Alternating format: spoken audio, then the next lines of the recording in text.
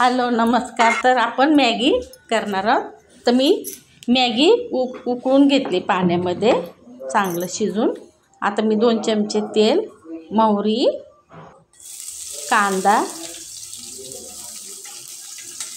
आपण छान परतून घेणार आहोत। थोडा लालसर कांदा आणि मी त्याच्यामध्ये भाज्या टाकणार आहे। तरी ढोबळी मिरची, गाजर, टमाटा आपण छानपैकी परतून घेऊया। आणि गाजर ह्याचे छान बारीक पीस करून घेतलेत मी। हे आपण वाफलून घेऊया छानपैकी। आता हे थोडं झाकण ठेवून 2 मिनिटं। आता हे वाफल्यानंतर आपण त्यात हळद,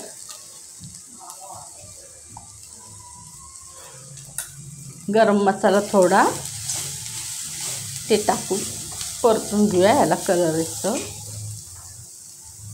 त्यात मॅगी मसाला टाकून आणि थोडा आपण ह्याला छानपैकी परतून घेणार आहोत। टमाटा सॉस वगैरे टाकून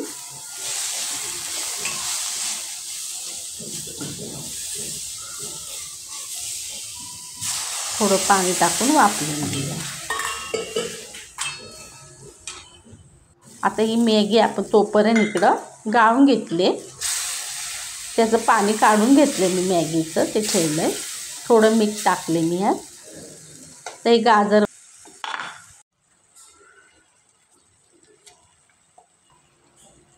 त्यात मीठ टाकले चवीनुसार आणि मॅगीतलं पाणी काढून आपण त्यात मॅगी टाकून छानपैकी परतून घेऊया।